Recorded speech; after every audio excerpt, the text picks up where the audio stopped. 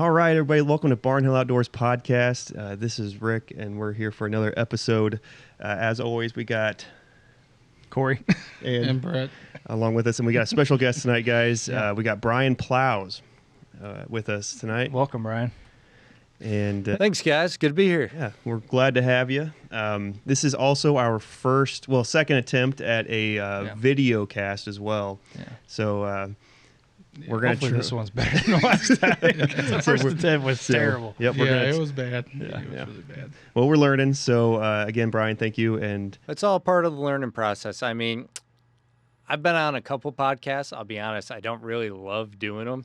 I don't like hearing myself. I don't like watch myself or anything like that. But the ones that are successful all started pretty bad. Look at Joe Rogan. He just started with a random idea and a microphone, and now his podcast is probably the most powerful media in North America. we're second. We're pretty close, right behind him. Look at when you're on Google Podcasts, you see Rogan and Barnhill Outdoors right there. Pretty close. Basically the same thing. You're going to push us He's over got there, a few Brian. more views, but not many. Not too much, no. Definitely. So the first time I met you, let me think about this. Oh, we were in Illinois. Yep. The name that you shall not speak. With a name we shall not speak. And if I do remember, you were filming Nate Lee back in those days. Yep. And I think you may have had to borrow my camera at one point in time. Yeah, I did. Yeah. So just filmed a kill, and we're all hyped up, excited. And he goes down to check for blood, and I'm packing everything away, put it in the backpack, put the rope on it, go to lower it down. But I didn't make sure there was a second knot. And as I'm lowering the bag, the whole thing slips out and falls to the ground and snaps his camera in half. Oh, man. I was like, I'm going home. And that was about the end of my career. No, I If you filmed film enough hunts, I mean, things are going to happen. It's just part of it. I've had cameras that I've dropped before I was doing it for a profession out of a tree, and it is the scariest thing, well, other than your cell phone out of the tree, that you'll do. Your heart really sinks. It sucks. Mine did. I was like, well, there goes that. That was fun.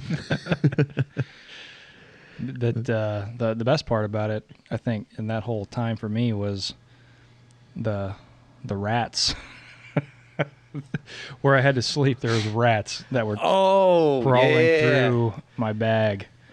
Yeah, that wasn't the best location for a little while, so that was my home. Yeah, I know. Yeah. was the That place we goes shot back too. to the start. Well, not really the start of filming for me, but kind of the start of doing it professionally for outdoor TV. When I was filming there in Illinois, I actually started. We had the bedrooms done when you were there, right? Mm-hmm. Yep. So when I first went there, those bedrooms weren't done, and part of what I was doing besides filming was I was helping renovate that apartment, and the actual studio part that we were still working on in the front. There's like a one of those couches you fold down into a bed, and that's actually what I slept on every night.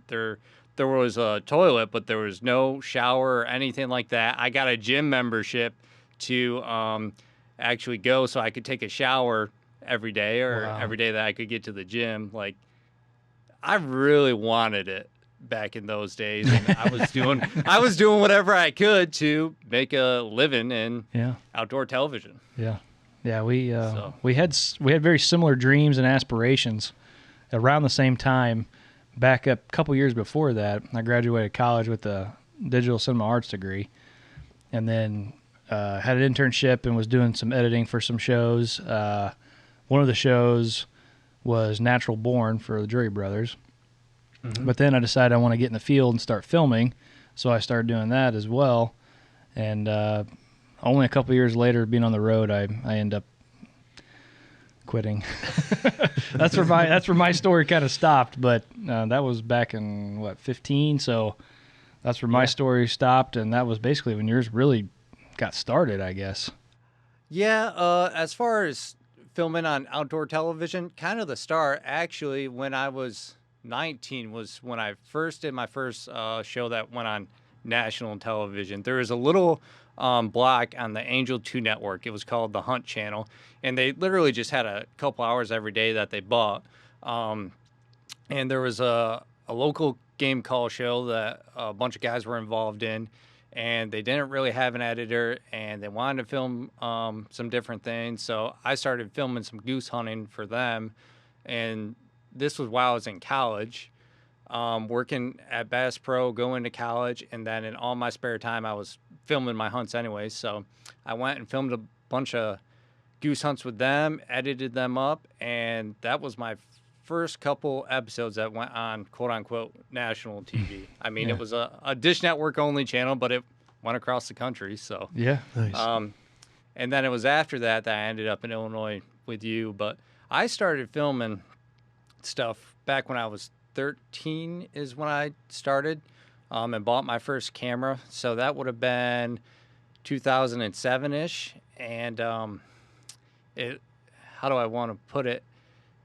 I grew up obsessed with hunting. I grew up in upstate New York, right? So you couldn't hunt until you were 12 years old. And then you had to be accompanied by an adult. But I grew up going with my dad before I could shoot anything and watching DVDs and stuff like that, because I actually didn't have television growing up. My father canceled it. He thought it was bad for me. Oddly enough, that didn't work out. I ended up working in it. But I knew pretty early in life that's what I wanted to do, and pretty much decided no matter what, I was going to make it happen. So bought a camera, 13 years old, and just started filming nonstop. A lot of deer hunts, a lot of turkey hunts, a lot of my friends. Not a lot of me in front of the camera, actually. Yeah, that's the problem. I think for me specifically, that was my biggest issue. This was my dream, and we filmed a lot of the same thing, when we were younger, but I wanted to follow this until I started being behind the camera so much, I couldn't actually hunt. And that started to get really hard for me because I wanted to pull the trigger. Right. And that's a hard one for cameraman. That's the thing when you're doing this as a profession, you don't get to hunt a lot. So I actually am not in the field very much anymore. I probably do 40 to 50 days in the field right now, which isn't a lot. I spend most of my time in the office editing, but I still only spent 1 day bow hunting this year. But that's kind of a choice too, of just maintaining a lifestyle outside of hunting. But when you're traveling all the time, like back when I was burning it down, I was on the road about 6 months out of the year. You don't have time to hunt because you're making your living filming someone else hunt. So if you're hunting, you're not making money. That's just the reality. Yeah, and that was another reason why I ended up quitting too, because I was married at that time, and we were traveling, a couple months out of the year. Then I was filming for another company, going all across the country doing Comic-Con promos, and I was gone all the time, and the money was not great unless I was in the field, like you said. The travel time and stuff like that, I wasn't getting anything done. So that's another reason why I ended up quitting. But he's not kidding. You're gone all the time. Yeah, a lot of the windshield time. Oh, 100%. So I think the longest stint I ever did was one of the first years that I was doing Avian-X TV. I went on the road right around March 15th because that's when turkey season starts in the South. We're going to Alabama, and I really didn't stop until May 31st, which was when turkey season was ending in New York. And in that time frame, I know I went to like 15 different states and a couple of them twice. Wow. So you are burning it down, but that was tiring. At the end of that, you are absolutely exhausted. It is fun, like it's what you dream of, but it beats you up. It really does. Yeah. That's a fast pace. Yeah, and Brian explained to some folks, because I want to see the behind the scenes stuff, so you see the people in front of the camera all the time, but I want to know the stories of the people behind the camera, the people putting in the long hours editing, and explain to them, when you get back from hunting, you're not done. Like the people that are in front of the camera get to go to bed. That's not the case for the camera guys. No, not at all. So basically, if you're a camera guy, let's say you're going on a 5-day hunt, and that 5-day hunt starts Monday the 1st and goes until Friday the 5th. Well, and let's say that's 1st of October. Well, you're probably traveling the 30th of September. You're hopping on a plane, and you need everything that you're going to survive on for that next week in your bag. And if you're a freelancer that's doing this professionally, you're probably actually booked from October 1st until about December 20th because you want to be home for Christmas. So you're packing everything in your bag you can to live for the next 3 months. Once you get it at the location that you're going to be filming, you're probably immediately unpacking your stuff, throwing your batteries and your cards in your camera. And if you're not filming location shots, you're figuring out your first scene for your host or your hunter when they show up, if they're not already there. From then on out, you're basically, you're the storyteller. Yes, the host is who is in front of the camera and who is narrating it, so to speak, or who people are watching. But if you don't press record, if you don't put things in focus, if your audio's not right, no one's going to see it. You're the storyteller. You are literally in control of everything someone's going to see. If you have an idea of a scene of something that would be entertaining, you have to bring it up to the host. You kind of direct it and work with them to make it happen. And at the end of those 5 days, you're hoping that they've shot an animal and you're coming out with some sort of episode. The worst position I see field producers get in is actually when they roll in the first day. They could be at an outfitter that says, hey, this deer's coming in to this spot. Let's quick get your gear. Let's go get in the stand. And we're going to shoot him. And lo and behold, they kill him. Well, guess what? That's awesome. You killed a deer, but there's no story. There's nothing to it. Yeah. So did you achieve your end goal? Yeah, absolutely. But as far as storytelling, you've got enough for one segment of an outdoor TV show. Do you think you have someone showing up and shooting a deer? You see what I mean? Like, you've got 3 more segments to fill out. Do you think that's why they pass a lot on like day 1, day 2, day 3, and then they finally shoot one on day 4, even if they have the opportunity? Yes and no. I mean, if a shooter buck comes out, most hosts are going to shoot it. And if you're there as a field producer, it's kind of your job to go, hey, we need to film some other things and do some other things here to create a story. Just that will be an entertaining episode. I mean, most of the places you're going, you're able to do a lot of background story on where you're hunting, why you're hunting there, the type of deer they have there, etc. That can help fill up that time. There's also the old method that you can just put a deer on screen for 20 minutes and every 5 minutes hit a commercial break and let it walk in nice and slowly. But let's be honest, as much as I love big deer, after the first 30 seconds of watching it, I'm going, okay, let's shoot this thing. Yeah. So most of the time, like if I'm there with a host and they shoot a deer on the first day, we're just going to try to build some other background story around it and go that route. But that's all field production. And the way I look at it is if a guy's just there to press record and film the deer kill, and there's some people that are really good at doing that, but not capturing the story, they're more of just a cameraman than a field producer. Sure. A field producer is going to be the guy that works really hard to build the rest of that story.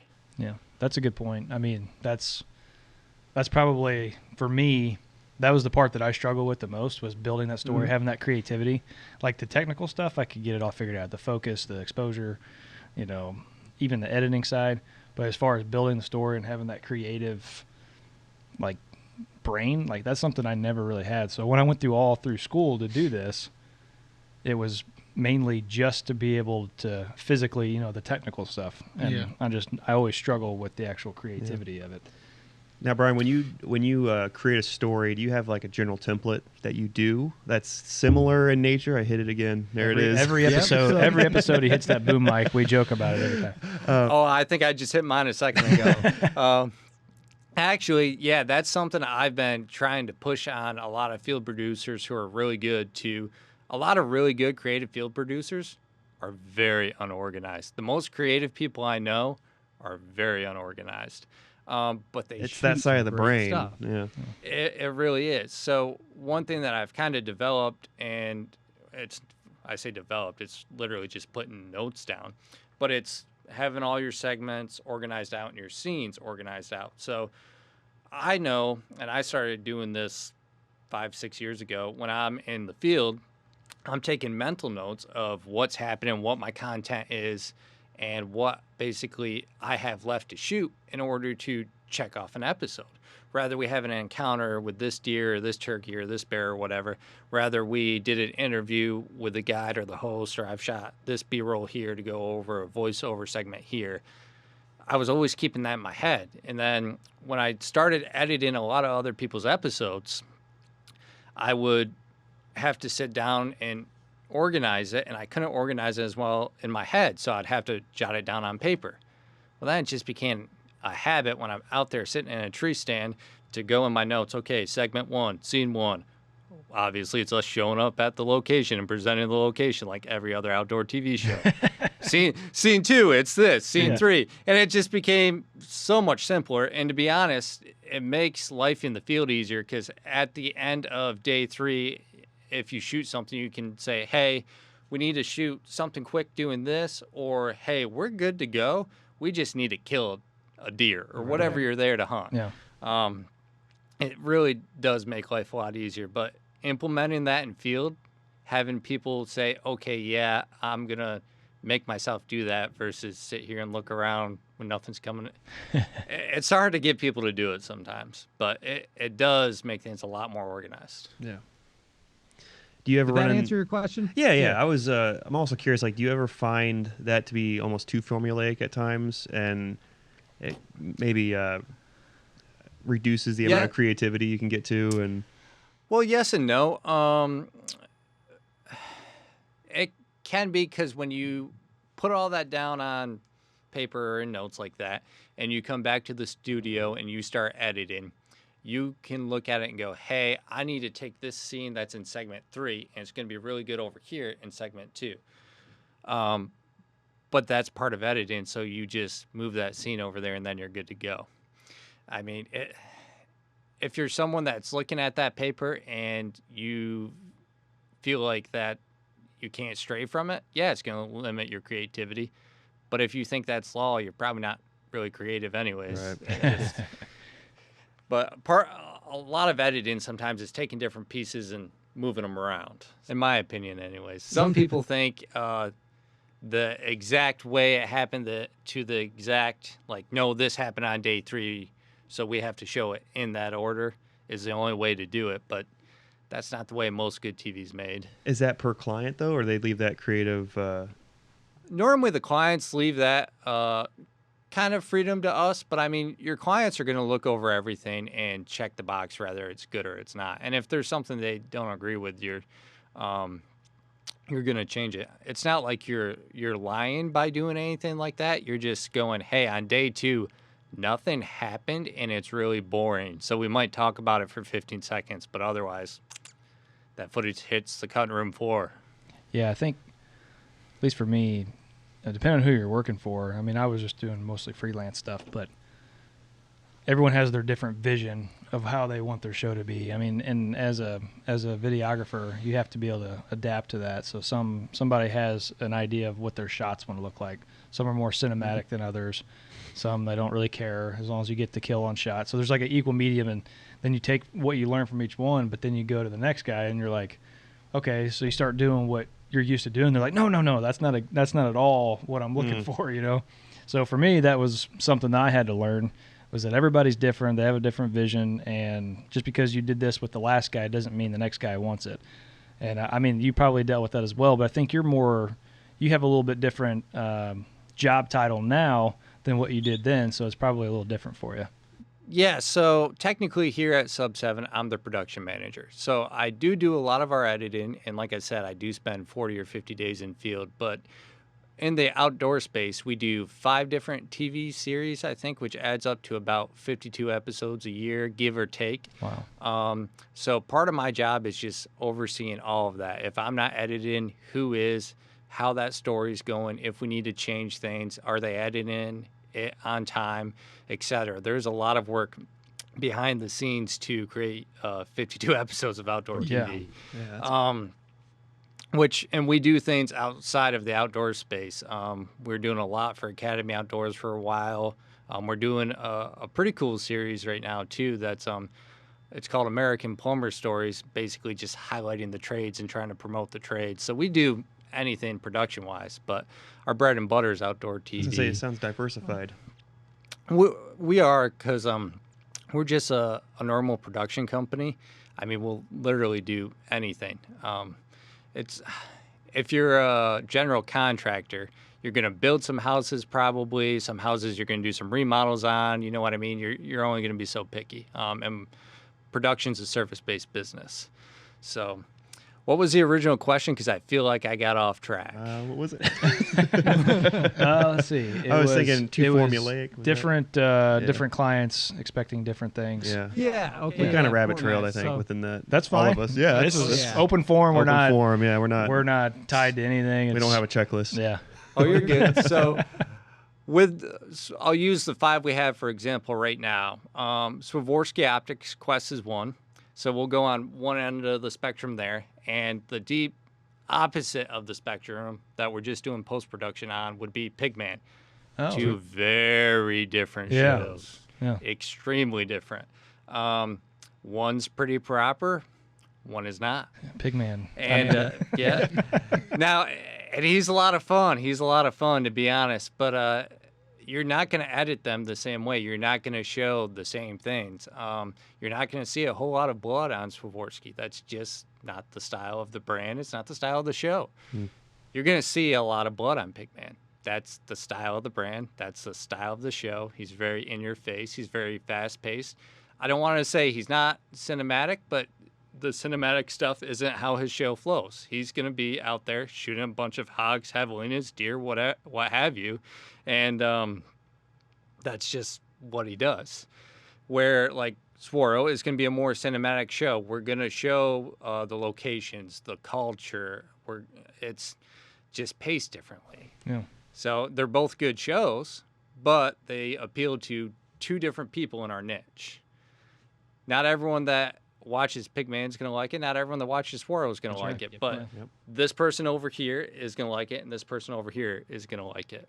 So even though the hunting is kind of a niche space, there's still a lot of viewers out there. You know Some how I people said the can't word stand- pace? We talked about Pacing in the last episode. Ah, See, it is pacing, in yeah. the industry. You call it pacing. But I think I said space. That was just my speech impediment. But I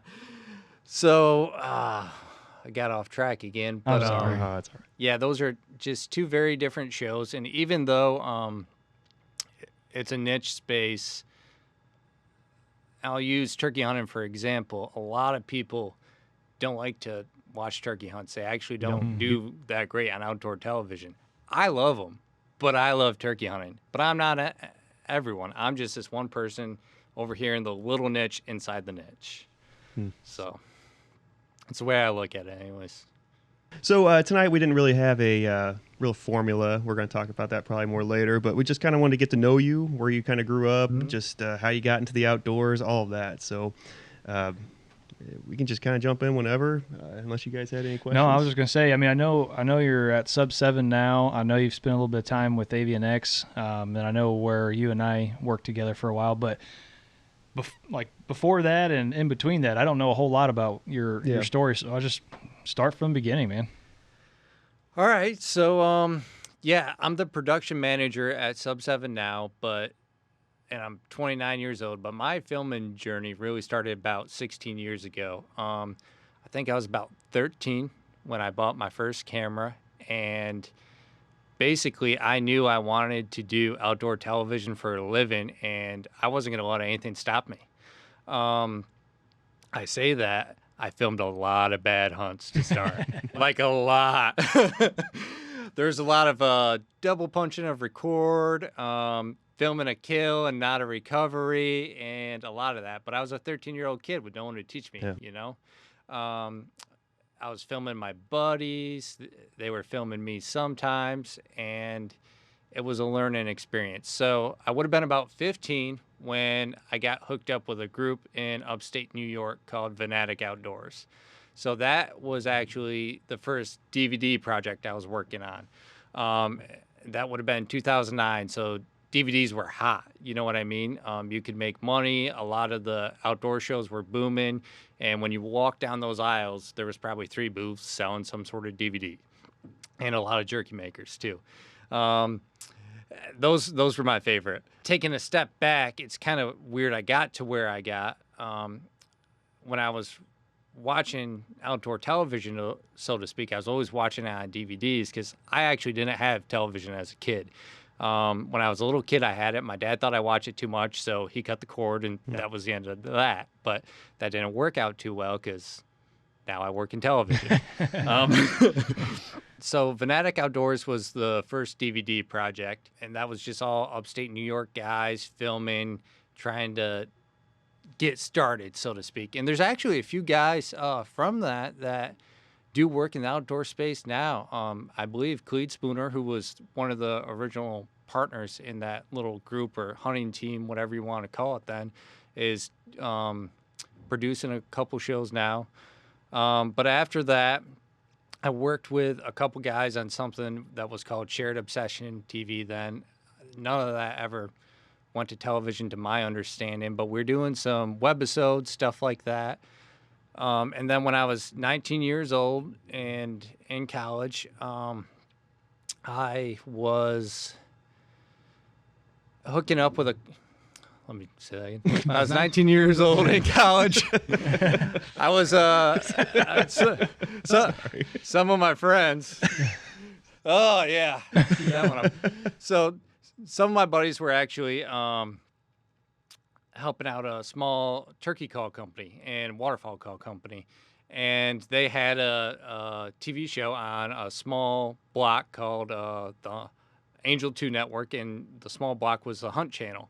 And that's basically just 4 or 5 hours a day they would show hunting shows.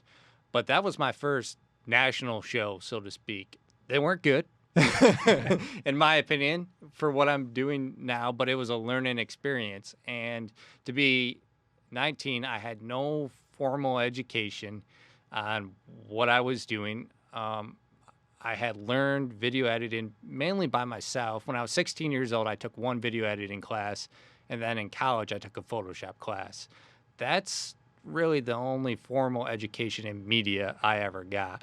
Most of what I learned was from other people and just trial and error, and then what you can find on the internet, etc. But most of what I learned was from other talented people who I was fortunate enough to put me under their wing. But yeah, for some reason, they decided to put a 19-year-old in charge of a TV show, and I was kicking episodes out. Then after that, it would have been 2014 that I was able to go out to Illinois and start filming for the name we shall not mention. Yes. And basically do a show that was on the Outdoor Channel. Yeah. And that's where I met Corey the next year. But the thing was, I was still in college. So I took all my finals early to wrap up my associate's degree, and then traveled out to Illinois I had this little red Chevy Cobalt. I basically threw tree stands and everything I could in the back seat and drove out there. And from there, just started filming and learning and working in the field. So I had planned to continue my education, go somewhere like a SUNY Plattsburgh or Ithaca College that had good media programs, if I could convince them to accept me. I wasn't the best student. I was always hunting. But it just, when that opportunity came to get the in the field experience for what we do in outdoor television, I saw that as being more beneficial, and it paid off for me. There's a lot of things I could have learned in the classroom that would have been good technical knowledge, but for guerrilla style shooting, field production, they don't teach that in a classroom. And what we do in outdoor TV is guerrilla style video production. It's reality TV. You need to be able to pick up a camera, get everything, your exposure correct, your white balance correct, point it at someone, have your audio correct, and roll. And these are people that are going to go from a whisper to screaming really loud because they just killed a giant buck. And you got to be on your toes and have everything rolling. I mean, every movement you make, someone is going to see and interpret interpret in some sort of way. So it better be right. That's outdoor videography in a nutshell. How many times did you get blamed for spooking a deer for moving?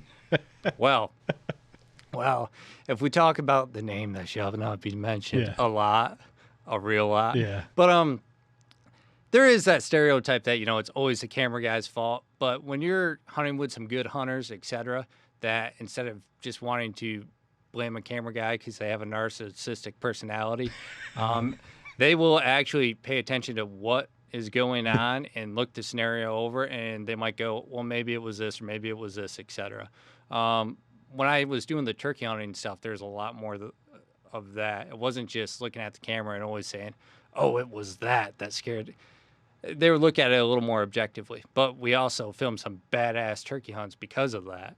I learned a lot in those days of the right ways to hide a person, a camera, and get away with murder, basically, and have turkeys right up at someone's footsteps and be filming it over the shoulder, and I'd be able to do whatever movements I needed because of the way I was covered up and get away with it with something that we look at as having some of the best eyesight in the woods.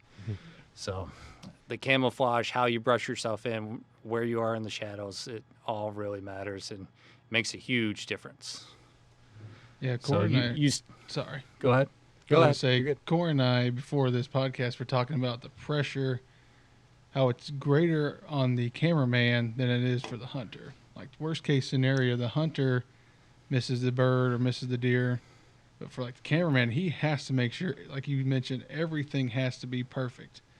The audio, the white balance, all that. Getting the bird in frame and in focus, and, if it's a deer, you want to see that arrow flying through the air and right into the pocket. Like, there's so much riding on the cameraman's shoulders. 100%. So it's obviously, as a hunter, it's a sinking feeling when I shoot at a deer and I miss it. I've done a lot of that. But like, if you shoot over the back of a deer or just under it, whatever, when you know you've plumb missed, that's a sinking feeling, right? Yeah. When you're a cameraman and you have to tell the hunter, you can't shoot him, I'm not on him, that's not good. Yeah, it happens, though. It's part of it. So, and if you're there to make outdoor television, they're going to go, okay, well, let's figure it out. Because that's what you're there to do. It's your job. So rather it's if something's wrong with your camera and you need to get it fixed, if you're out of light, that's part of the game, and that happens a lot to people. If it's behind a tree and you can't get your camera arm in the right location, whatever that scenario may be, you have to figure it out, and potentially they might not shoot that animal. Or potentially they might just shoot it anyways. I mean, depending who you're with, right? It's kind of up in the air. But yeah, that's part of the job, and the pressure's on. And there's actually a time, and I don't really tell many people this story, or I haven't, when I was in Illinois, and I was young, and the person I was working for was kind of intimidating, and it was a really big show for me, and to me, it was a big moment in my life. And it was one of the first archery hunts I was going on with him in the year. And we were hunting a Boone and Crockett deer that had been crossing a river in a certain location. And for whatever reason, I had one of those moments where it was like, I've worked really hard to get to this point, and I don't want to fuck it up. And I got extremely nervous, almost like shaking before there was a deer coming in, nervous. And I had to have a conversation with the host, and surprisingly enough, they did have some compassion in that moment and calm me down a little bit. But being a 20-year-old kid and seeing that stuff come to fruition, and I grew up in upstate New York, we didn't have 170-inch deer to hunt. Yeah. I mean, when we shot a 110-inch deer, the county knew about it. Yeah. So to be there filming something that big, for whatever reason, that day it had me shook. Now, I've filmed a bunch of them since then, but it's just, in that moment, I was nervous, really nervous. And if that deer came in, I was going to screw it up. But one thing they told me that resonated with me was, you can't screw it up. You need to just take control. But if you're filming and it's not good, tell me, because I won't shoot that deer, because that's not what we're here to do. Yeah. I have a pretty similar story. I was actually filming up in Iowa. Same kind of thing. I was pretty new to it. And, we're in Missouri, and we don't have, huge deer like that either. They're better now. They've had some restriction, like 4-point restriction laws and stuff on the bucks, so they've definitely gotten bigger over the years. But at that time, I mean, you don't see a 150-inch deer. So I'm in Iowa filming, and same thing happens. This 150-inch deer walks in, and you just see the camera. I'm just like, just shaking. You can just see that. I mean, I was so nervous because I had never seen a buck that big at that time, and trying to get it on the camera. And he wasn't even going to shoot it. He was going to pass it. And I'm like, how do you not going to shoot this deer? But he was chasing one that was like 200 inches. And I mean, it was just I'm the same way. I messed it up big time. But that, depending where you're coming from, that's part of the learning process. Let's be honest, a lot of people that live in a lot of locations around the country don't get to hunt the type of deer we see on TV. And depending who you're filming, if you're filming a Lee Lakowski or a Mark Drury, you're hunting some of the biggest whitetails in the country. That's almost a guarantee. And like you said, that 160-inch deer may be the biggest deer you've ever seen, but it's a 3-year-old and he's chasing a 220. So it's just the perspectives are totally different sometimes. And a lot of people look at it as they're spoiled. Well, guess what? They did a lot to earn that. And they decided that's what they were going to do. They went out, they had a goal, they succeeded, they got that goal. They put a management goal in place, which is successful. I'm not saying that everyone can do it by any means, but don't bash someone who was growing up the same we did. I'll use Mark and Terry Drury for an example. They used to shoot little deer back in the 80s when you're watching those VHS tapes. Oh, yeah.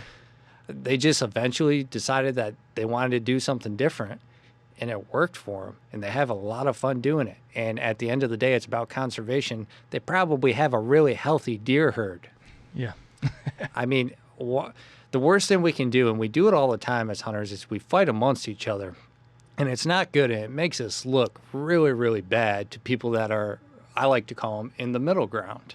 I'll use an example of when hunters we put our black eye on our community a lot, and it was probably 4 or 5 years ago now. There was the overlays you could put on your Facebook profile picture, and PETA had one of the overlays, right?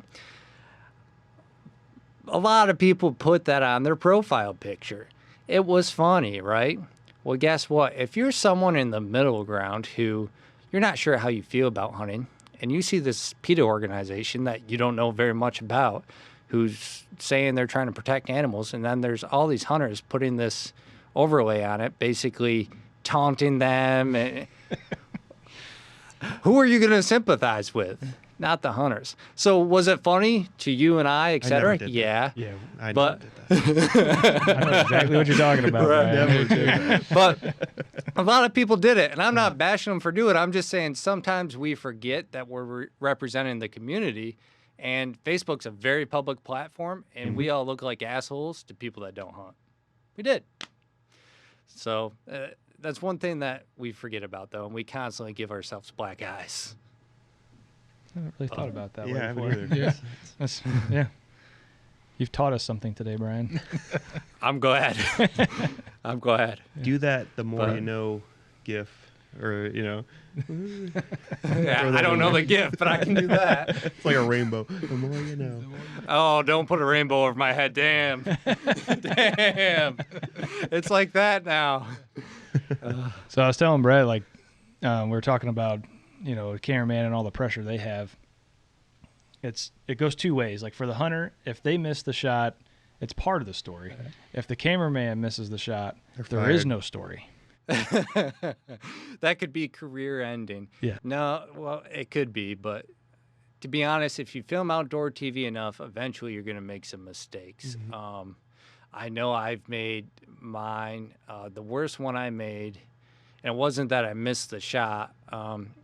And we talked about this a little bit. There's a lot in a cameraman's responsibility. So, like your day-to-day tasks, you get back from hunting, you have to go dump footage and take care of all that. And I generally prefer to do that before I eat dinner. this was during my 70-day turkey run stint, so I was tired. And it was towards the beginning. I was in Texas, so it was beginning of April. And I just filmed Matt Murat shoot a turkey. And we got back to the lodge, and I am dumping footage. And I don't remember if I put a card in and went and ate and came back. But what happened was... I just pulled a Rick there and hit the mic. But what happened was I double dumped the same card. And people out there that have no idea what I'm saying, imagine you just filmed something on 2 different tapes. So you have to digitize it. You have to put it on the computer, the hard drive, and you put tape number 1 on the computer, and you went and ate dinner, and then you came back, and instead of putting tape number 2 on the computer or card number 2, you put card number 1, tape number 1 back on the computer a second time. Oh, that crushed me. And I didn't know about it because I was going back every now and then and watching footage and stuff like that, but we were on a fast pace at that point in time. I didn't realize that had happened until months later, like 9 months later, when I was editing for the turkey season, and I planned on having that in one of the episodes, and I dropped it in, and it just wasn't there. And then when I went through Finder and looked at the files, card number 1 and card number 2 were mirrored, which meant card number 2 never made it. Yeah. Those moments as a cameraman suck. Yeah. But you do it long enough, you're going to make some mistakes. Yeah. I was filming a snow goose hunt one time, and everything was going great. You know, the birds were coming in and coming down, and I'm like just so excited because I have like this awesome shot, right? But then they start shooting all the birds are falling. I'm just following the camera all over them. I'm so excited. Well, after they go to pick up the birds, I realized I never hit record. For a whole volley of snow geese that fell, I didn't hit record. And I'm just like, my heart sank. I'm like, do I tell them? Do I be honest? Or do I just hope that we shoot enough birds today that they won't notice? They never noticed? They never noticed. They never noticed. I got enough footage that they don't even remember that one volley that I missed. Yeah, sometimes that happens. I was very fortunate.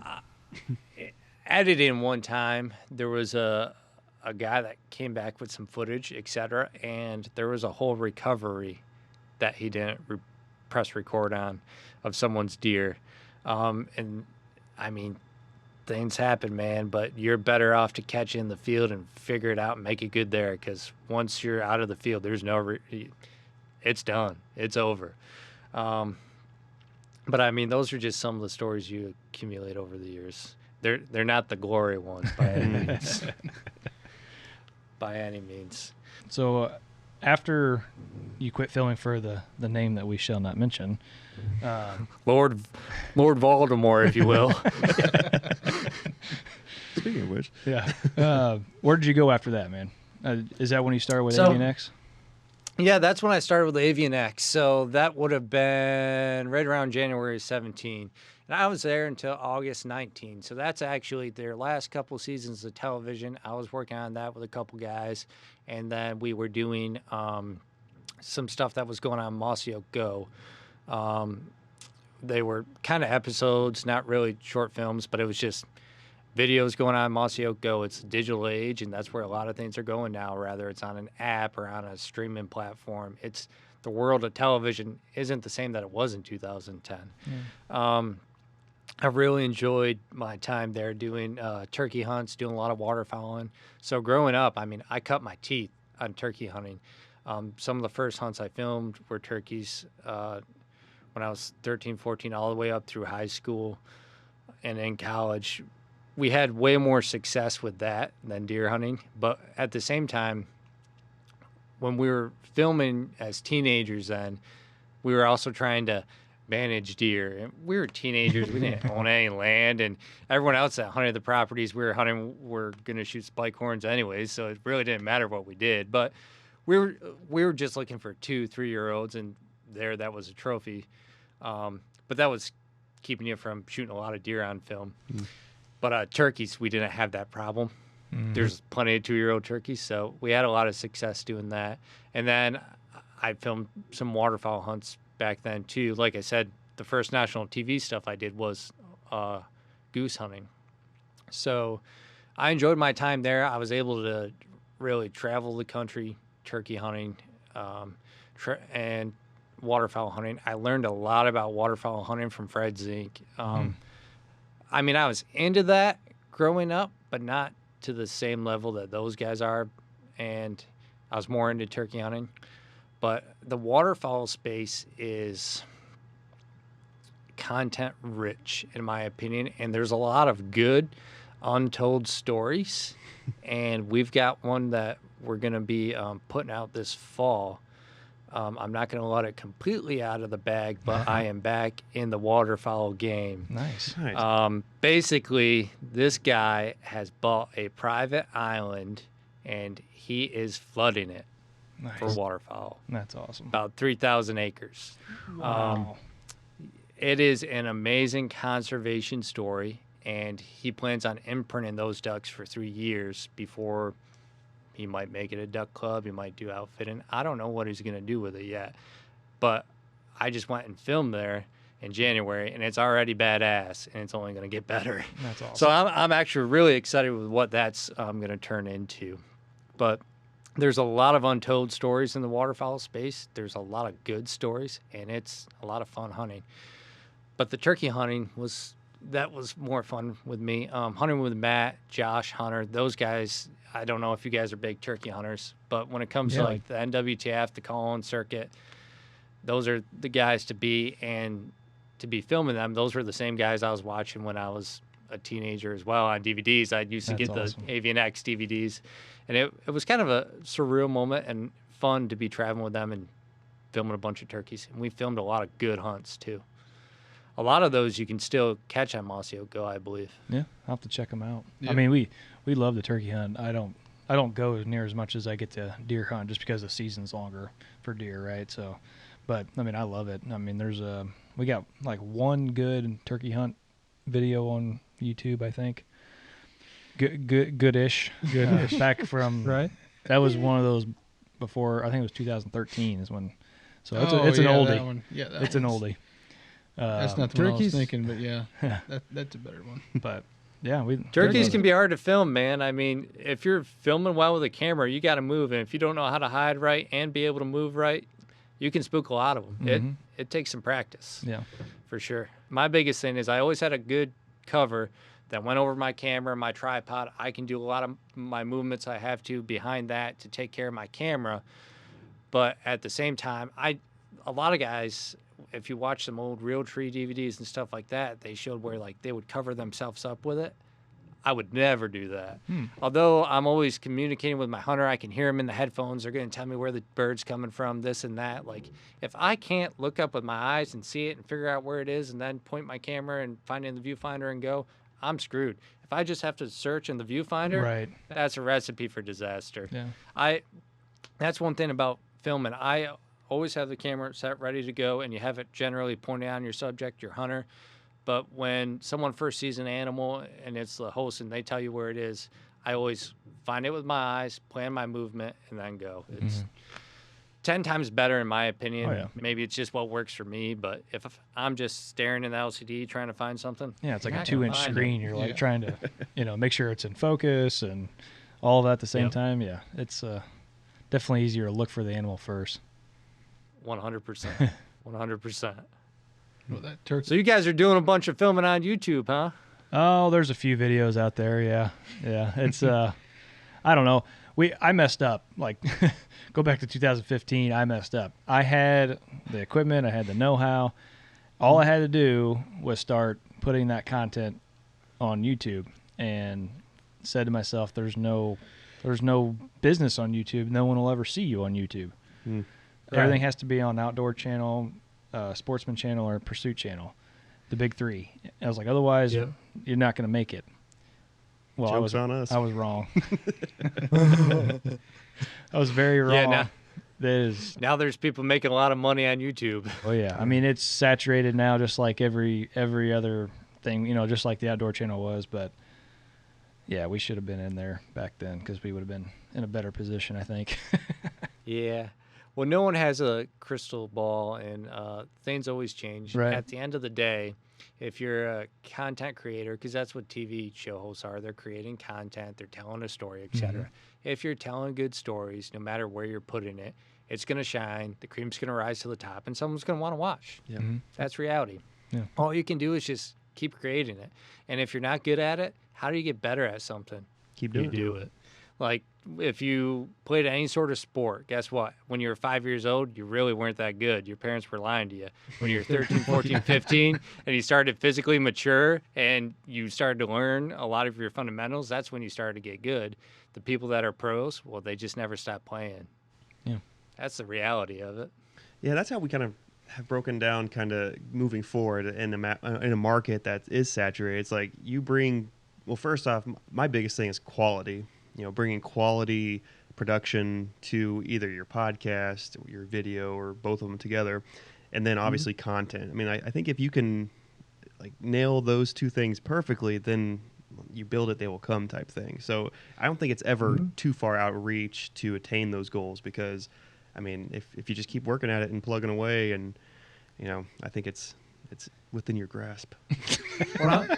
We're this 100%. close. Well, I'll use some buddies as an example. In the podcast world, Working Class Bowhunter at one point in time, those were just a bunch of guys that just wanted to do a podcast. Yeah. And guess what? They've been doing it for 6, 7 years now. It's taken off. They're one of the podcasts or the podcast to know in the outdoor space. Oh, I'd say. Why? Yeah, I'd say They they're probably the top. Why? They kept doing them. They were good. Were they good at it at first? Maybe. Maybe not. That's up for other people to decide. But they kept doing them and they got better. You know, you just got to keep swinging the bat, basically. Sacrificing too, you know, sacrificing. Oh, it's time. Yep. Yeah. I mean, right now it's 8 p.m. I could be sitting in the bar having a drink or on my couch watching a movie, whatever. But instead, I'm here still in the office doing a podcast with you guys because Guess what? we want to do a podcast. Because you want to come on the Barnhill Outdoors podcast. Absolutely. It's just one step below Joe Rogan. That's right. Who wouldn't want to be I'm on telling it? you, just look real close next time you're there. We're right underneath them. Spotify called me like we were wanting to, but you know Joe Rogan decided to go with us. So sorry. Yeah, so close. Next year they'll have a budget and they'll buy you out. But it's the same thing. Like if you guys wanted to do a podcast full time, you have to keep doing it and get some viewership, Right. etc. And you guys could be doing whatever you wanted in your personal lives, or you could be doing this podcast and cracking some beers here and having fun here. Either way, as long as you're enjoying it, that's the most important thing. If you're doing this right now and you're not enjoying it, well, you're not going to enjoy it 100 episodes Right. from now either. Yeah. That's just the reality of that. Yeah. Yeah, we have a blast with it. I mean, that's the whole reason why we do it. If something happens of it, if it, you know, whatever, but we just really get like getting together, talking about hunting. We just love to talk about hunting and then just all the other random stuff that happens. And I really like to hear people's stories. And like you, Brian, like I want to hear stories of, especially the people that you don't see, the people that are behind the camera. Because, I mean, to me, that's just as interesting, if not more interesting, than the people on camera. I agree. So, Brian, after Avian-X, where'd you go after that? So after Avian-X, I left there August of 2019. I've been here in this dungeon at Sub7 ever since. So we call it a dungeon where actually our office is in a fallout shelter in downtown Columbus. So if anything ever happens, I'd like to think I'm in a safe space. I don't really know, but yeah, so we spend a lot of time down here in the dungeon editing a lot of outdoor television and things outside of that as well. It keeps us busy. Sub7, when it comes to production, is obviously in the outdoor space a name to know. And for me coming here, Mark Womack's the owner of Sub7. Well, when I was growing up, I was watching a lot of Realtree road trips, right? That was a very popular show back in the day.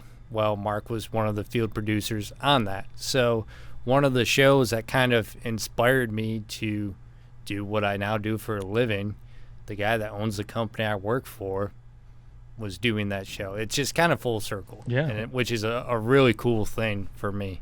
A lot of people look at the hosts and stuff like that as, oh, I want to go hunt with that guy. Oh, I want to go hunt with that guy. But I'm learning to produce, doing it with the guy that I used to watch do it through what he saw through the lens.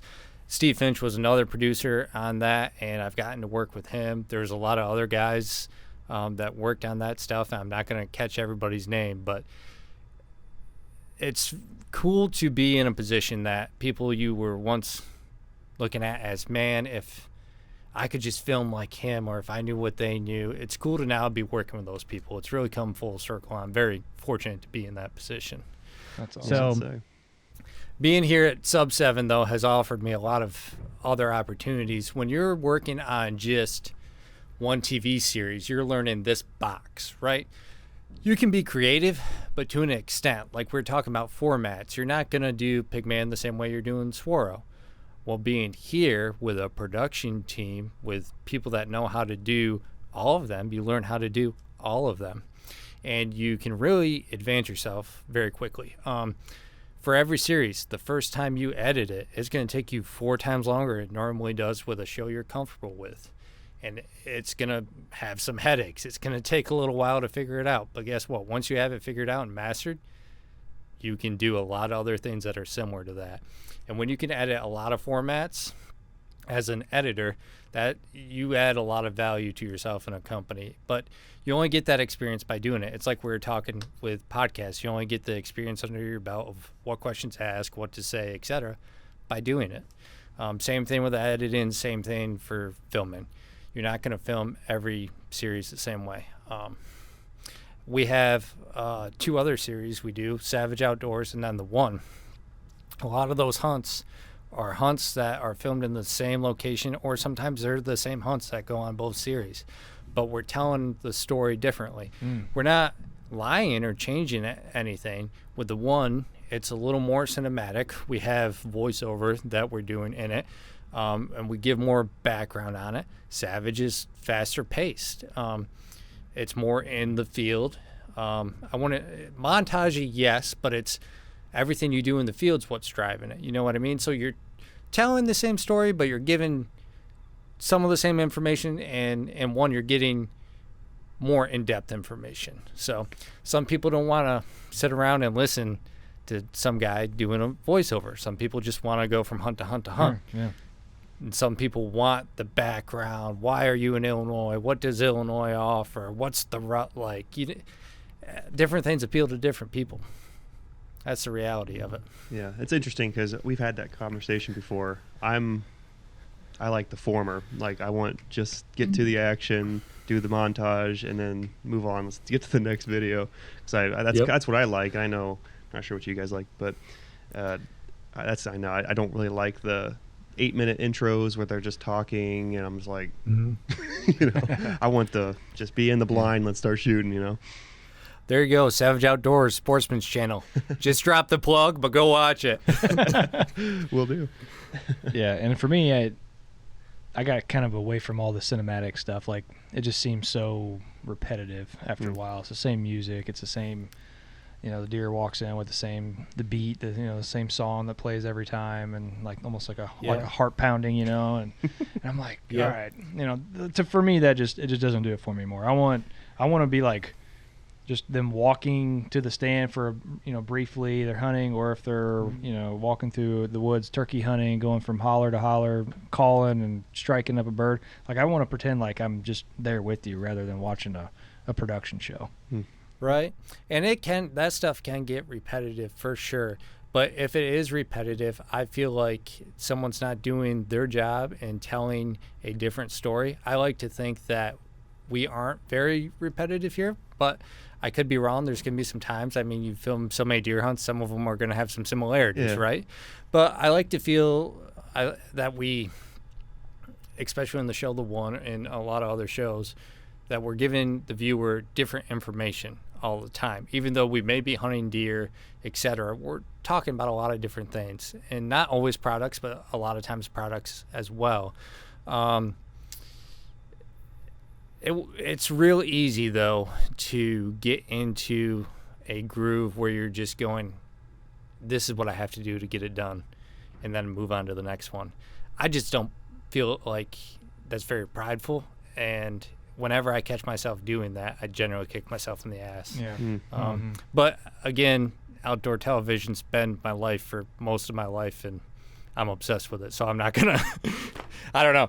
No, if a lot of people I work with will probably support the fact that nothing's ever good enough for me, and because of that, I'm probably never gonna fall on that end of the thing of doing things repetitively. Right. Or at least I hope I don't. If I do, someone call me out. I think you would have by now, to be honest with you. As long as you've been doing it, I think you would have hit that spot. And maybe I'm wrong, but because for me, I hit that spot, and I haven't been doing it near as long as you have, or didn't do it as long as you're doing it now. But I mean, that's awesome that you just go to work every day and nothing's ever quite good enough, and you want to tell a different story, and it's not repetitive, and you're following, you're doing what you love. It is awesome, but if you ask the guys I'm overseeing the point that nothing's ever good enough, they're probably going to disagree with you. That guy's full of shit. I mean, well, if you're working for someone that nothing's ever, they don't work for me, if you're working with someone that nothing's ever good enough for, that can be a little negative and demeaning at times. I'm hard on the guys, but at the end of the day, I'm trying to get the best product we can out of everything. We're a production company, and we don't want to be putting out anything that isn't of quality. Sure. So I totally agree. That's just my outlook on things. Yeah, definitely.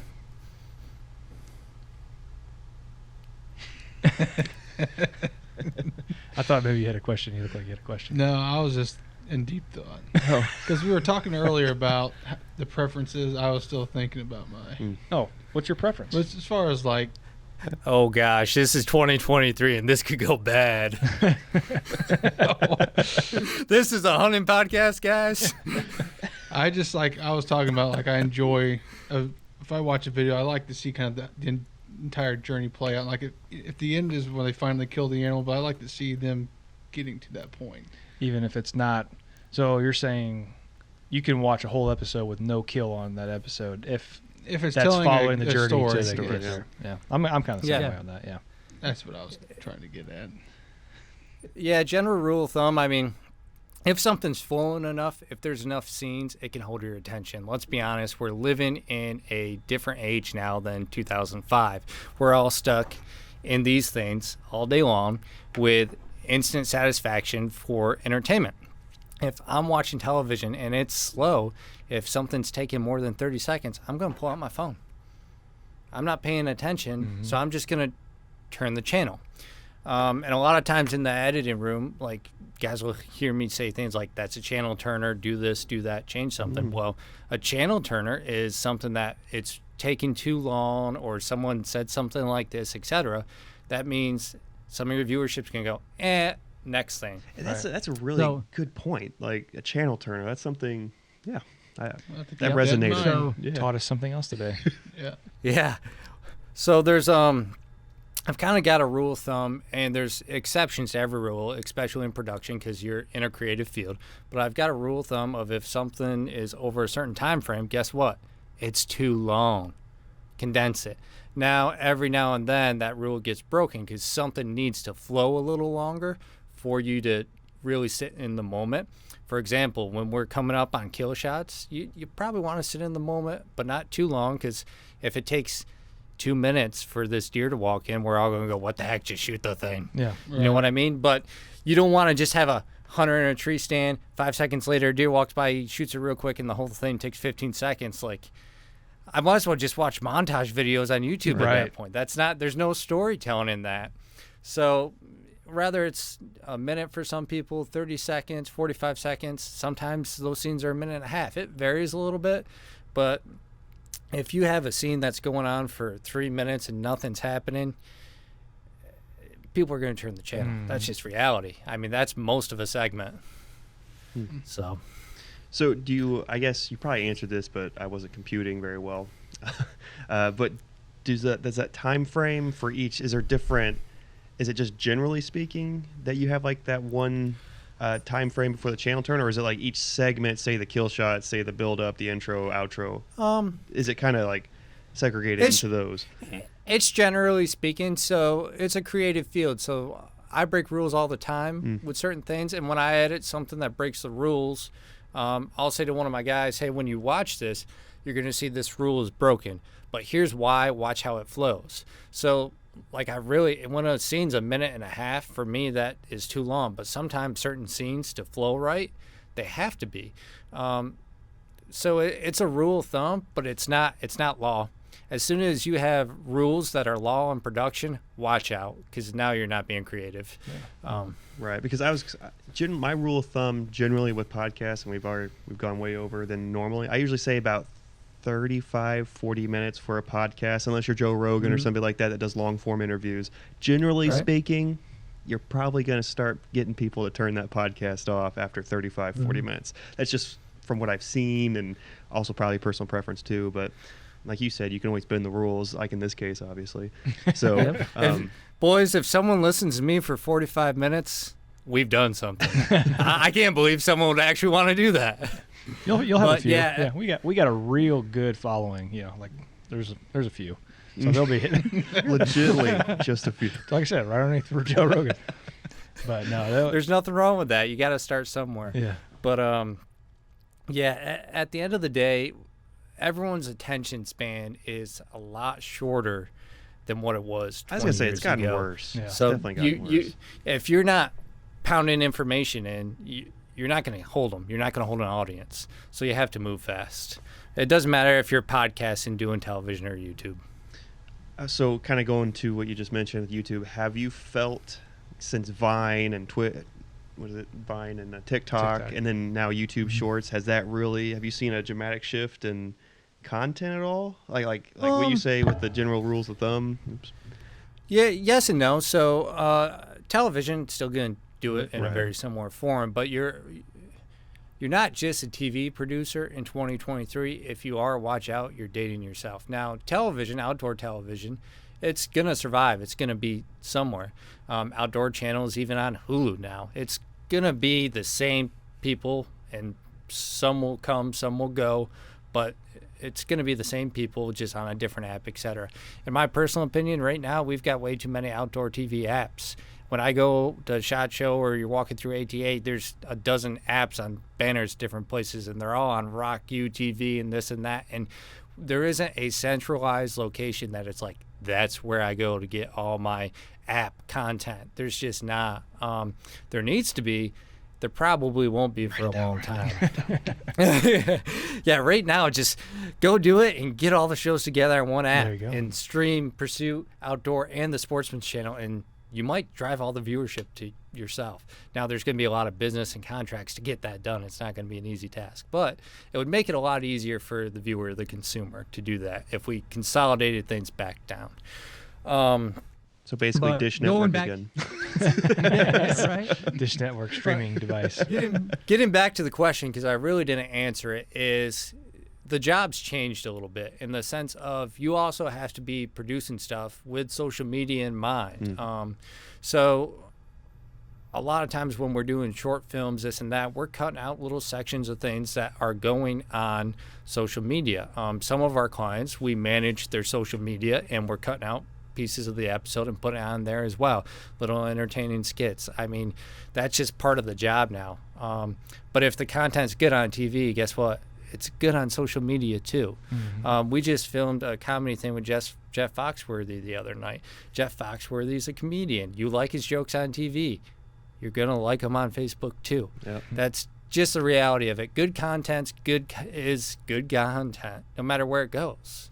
Right. If it's not entertaining and it's on TV and it has a bunch of channel turners, guess what? It's the same thing as not having a thumb stopper, and people are going to just keep going. The biggest thing on social media, when someone's going on television, they're looking for something to watch. And it's not like we're not looking for something to watch on social media, but we're in a bad habit of scrolling. And unless in that first 3-4 seconds you have a thumb stopper, they're just going to keep scrolling. And my personal opinion, I hate the word algorithm. I think a lot of people use it just to make it sound like they know what they're talking about. But if someone scrolls past your stuff so many times, guess what? Facebook's going to stop showing it to them, and then you're going to be on a negative algorithm. Yeah. That's just the reality of it. So if you get enough thumb stoppers, people are going to stop and look at it, but that content has to be good for the rest of it too. It's just... I wonder if Facebook will pull up Sub7 on my Facebook next time I'm on it, because we've been talking about it and they can hear you.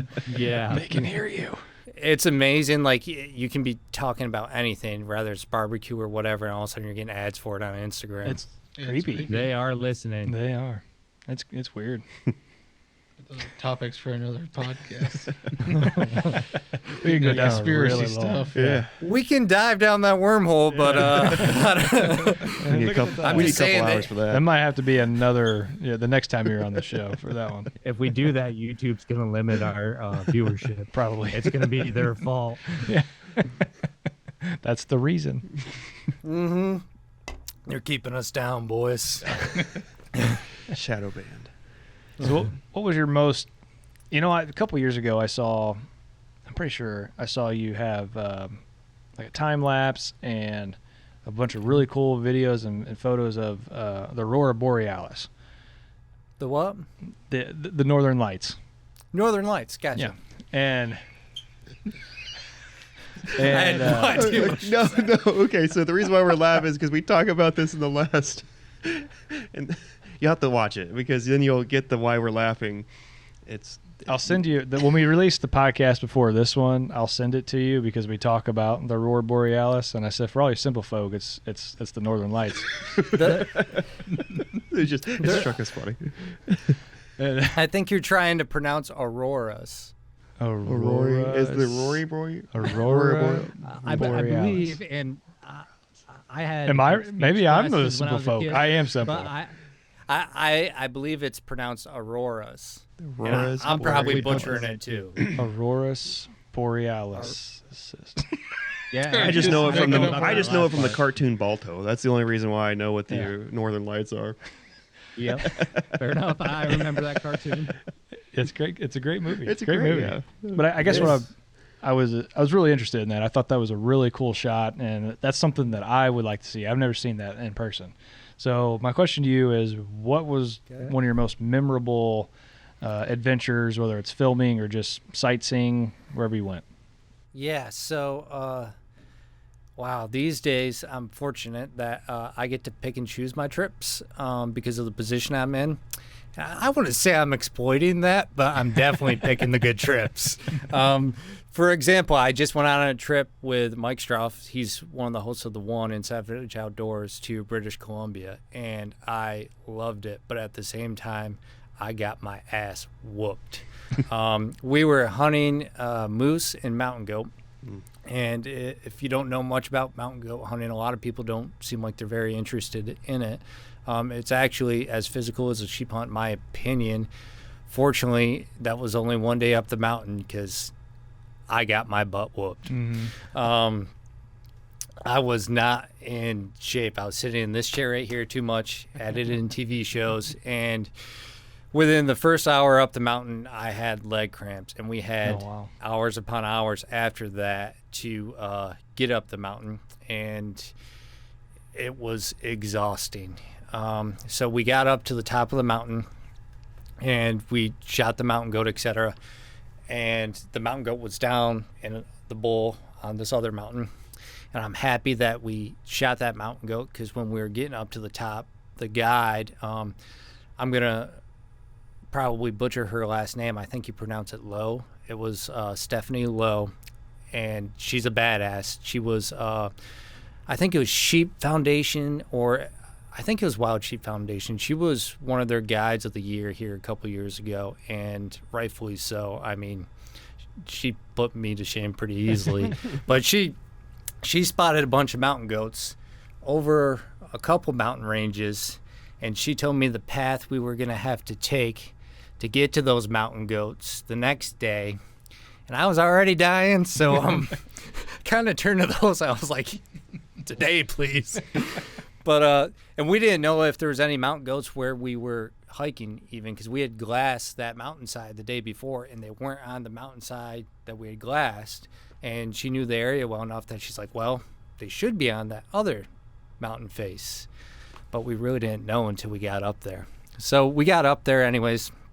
Long story short, shoots the mountain goat at like 550 yards. I mean, Mike can shoot a rifle. He's pretty solid. And it's down the mountain.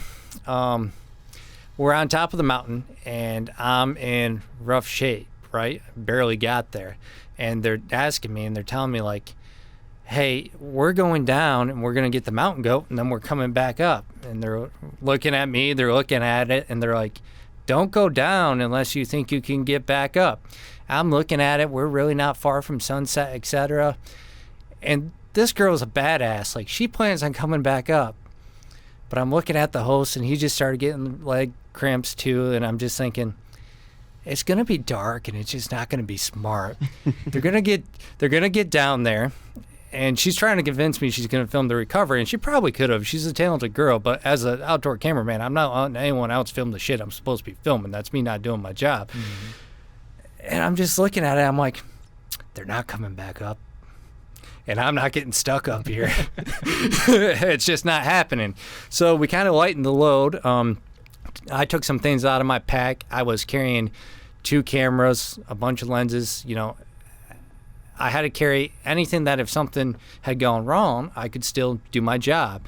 And the camera I'm filming content on, which is the hunter, what he's saying to the guide, back and forth and stuff like that. Well, that's not the camera that I'm filming the goat at 550 yards. I've got a long telephoto lens I'm filming that with. So I lighten my load. We leave some stuff on the top of the mountain, and down the mountain we go. And most of the way down the mountain, the host and the outfitter talk for a minute, and they kind of decided, yeah, we're probably not coming back up tonight. So anyways, we get down there, get to the mountain goat, do our deal, filming for television, quarter the mountain goat, get it in all of our packs, and we decide we're going to go and spend the night in the tree line down in the valley. So basically, let's say we're camped over here. This is a big mountain range here, and it comes down, and we're in the bowl over here. Okay. So we can walk around the valley. I really liked that idea. I was not going. I knew I wasn't going back up. I was just hoping they were going to come to the same conclusion once we got down there. So we go down the valley, get into the tree line, and it's dark, and it's starting to rain. And we had to gather a bunch of wood, start a fire, stay warm, put a pine bough over you, just because it makes you feel like it's doing something for insulation. It's really not. But that's where we spent the night. Sleep a little bit, wake up when the fire's out, and throw some more wood on. And then next morning, get around the mountainside and back up to camp. So that was the scenario. That was so I took some Northern Lights pictures there to get back to what got us on this topic. But that's a memorable hunt, man. And like I said, I'm not trying to exploit my position on picking those hunts, but I'm going to New Zealand here in a couple months. I'm really excited about that. Is it stag hunt? Stag. Oh. Yeah, red stag. So that'll be really cool. It's a beautiful country. I've been. Yeah. I'm looking forward to it. What I'm not looking forward to is when I land, the guy I'm filming's already been there for a week, and he's going to be at the lodge just waiting for me. And I've got to learn how to drive on the opposite end of the road with a rental car, and no one else is there with me, and I'm in a foreign country. It's going to be a fun time, but it's all part of the experience. We'll throw up a Hail Mary for you. I think you should just bring me along is what I think I heard him say. Well, if there's any international news about some redneck that's driving around in New Zealand and the cops are chasing him, that's this guy. That guy. But yeah, Alaska, I want to go back soon. I did a grizzly hunt in Alaska, barren ground grizzly, a little ways out of Nome, with the who we shall not mention. And that was overall, the hunt was a really good experience. The outfitters were great, etc. Very, very fortunate to be able to go to some of the places we're going to do some of the hunts. But at this point in the game, I love deer hunts, but I'm signing up for all the adventure hunts because I'm checking boxes. Mm-hmm. Yeah, they're fun, especially when you're up yeah. there. I mean, I've never been to Alaska, but I've been to Ontario and Saskatchewan, Manitoba. I think that's it. But Saskatchewan, for me, that was like hands down one of the coolest experiences I've ever been on. Yeah, so one of the video you were probably talking about was actually probably Saskatchewan. Black bear hunt I just did there this spring. That video is actually the start of the intro to Savage Outdoors right now. And it's the northern lights going over a lake with some ice on them. But I just did that this past spring with Mike, and we got a really nice bear there at Saskatchewan, and that was a good time. Bear hunting can be the most boring 6 hour, 7 hour sit for the most exhilarating 5 minutes, but we actually had a really good bear hunt and saw a lot of bears. I mean, there was probably 9 different bears hitting this bait site in the time we were hunting it. We were hunting a really big bear that we saw the first night, but he figured us out. And once he knew kind of where the blind was, etc., bears know you're there. That's the reality of it. Yeah. And this bear was old enough to figure out how he can come around and see if we're in there or not. And literally when we were gone every day, immediately he was on the site. He just knew we were there. Still killed a really good bear. Had a young boar, actually. So we did a makeshift ground blind around this bait site. And I actually chose to film off of a tree arm versus a tripod because of how the ground blind was set up. It was just going to give me more options to be able to move my camera around and make sure I have what I need to have filming wise. And the tree arm I had a yellow ratchet strap on it, right? And I'm sitting up back against the tree, you know what I mean? The yellow strap's hanging down, and it's kind of hanging slightly out of our brush blind. Well, at one point in time, I got my headphones on, and I'm just sitting there staring at the bait site, and I see Mike just kind of turn his head, and he goes, "Don't move. There's a bear right behind you." I'm like, "Okay, shit, it's right behind me." He goes, "It's sniffing the yellow strap." Oh, no. Like, yellow strap that literally I'm kind of touching the other end of it. The bear was right there a couple of feet from me. But it was just a young boar black bear checking us out, and he probably knew we were hunters and that we were there, but eventually just went around. And I think I'm pretty sure that's the night we killed the bear, and that bear had come in and they do the huffing thing, and chased that bear off, and then came around and we had shot that bear, and that was the bear we got on that trip. But it was that's not really what you want to hear, that there's a bear right there. Yeah.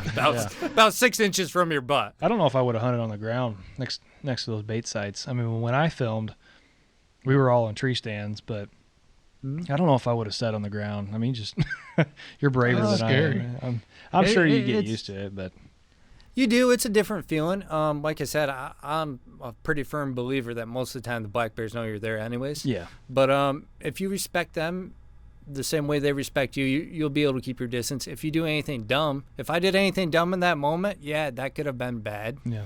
If I just jumped up and that was actually a sow with her cub right there or whatever, and she thought I was a danger, I probably wouldn't be talking right now. The last thing you want is a sow black bear to decide that you're between it and its cub and you're a danger. Right. But it was a young boar, and it was just checking us out, and we respected it, and it respected us, and we didn't do anything crazy. But if I had turned around real quick, I mean, I don't know. You got to be on your toes, I guess. Yeah. I filmed that hunt for 6 or 7 days straight, and finally the last day we were there, the last evening we were there, a bear comes in. We'd pretty much got skunked like all week. We saw a couple like skirting the bait sites and a couple on the way in and stuff like that. But so finally one's coming right in, and this thing is like 12 yards maybe. I mean, right there, quartering away, perfect shot, opportunity, and he whiffs the shot. So I went all the way to Canada to film a guy miss a bear, and we had to go home the next day. It's like, oh man. I mean, poor Marcus. He was very upset at himself. But a lot of black bear hunts are like that, though. Not a lot of black bear hunts are you seeing a lot of black bears. Yeah. I mean, but at the end of the day, that's part of it. But every now and then you'll get lucky and you'll be on one that there's a bunch of black bears. it's diverse. I've done some in Saskatchewan, filming a little bit. I've done some hunting in Quebec, etc., and they're all different. It's like hunting whitetails in Texas versus Illinois versus Missouri versus New York versus Pennsylvania. It's all different.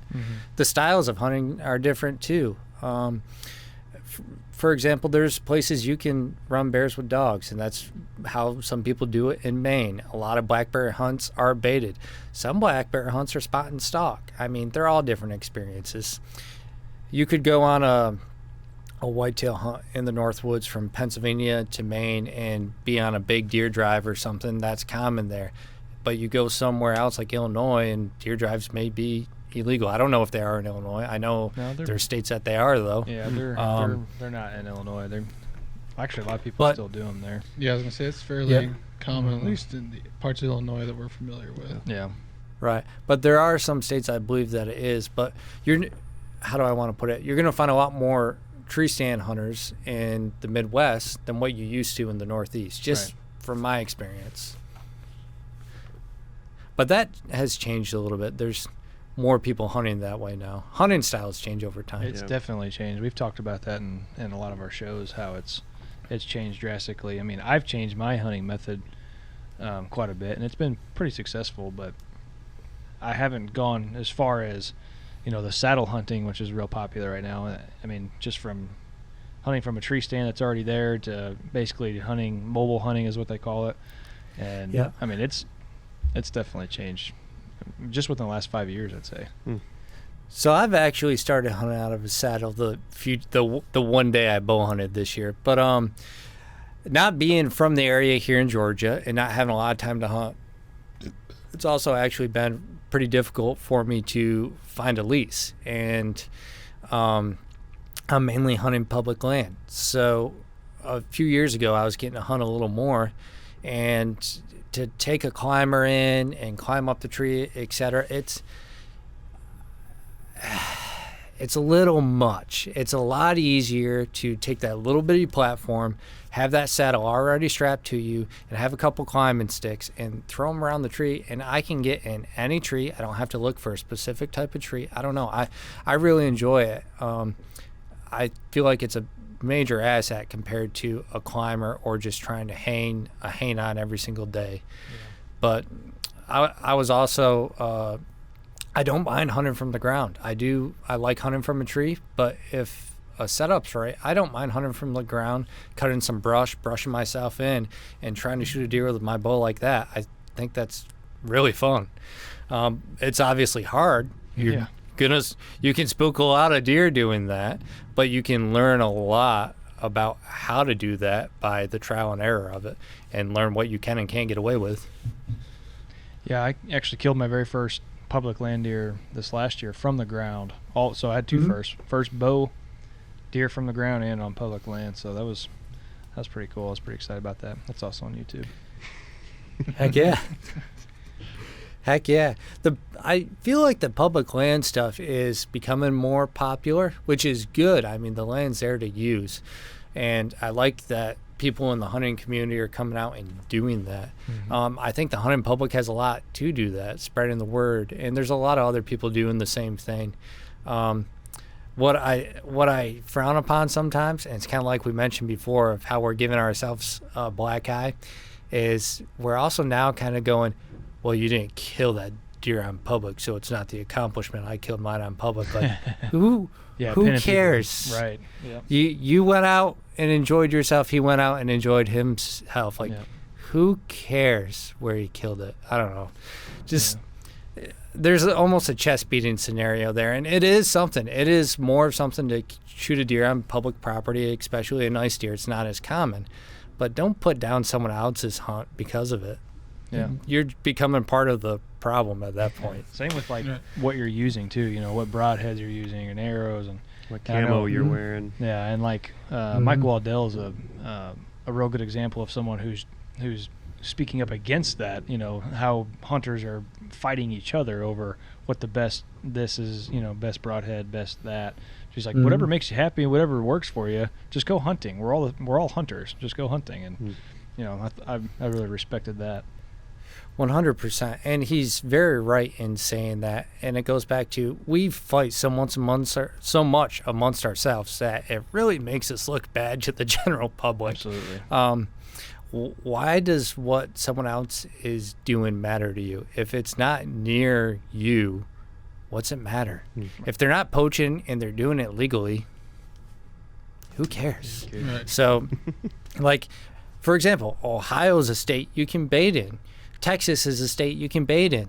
A lot of people are going to take advantage of that and hunt over corn. Some people are going to go, that's cheating. But that's because it's illegal in their state and they can't do it. You know what I mean? If it was legal in their state, they would go, hey, I can probably do that. And there's a better chance of me getting the deer.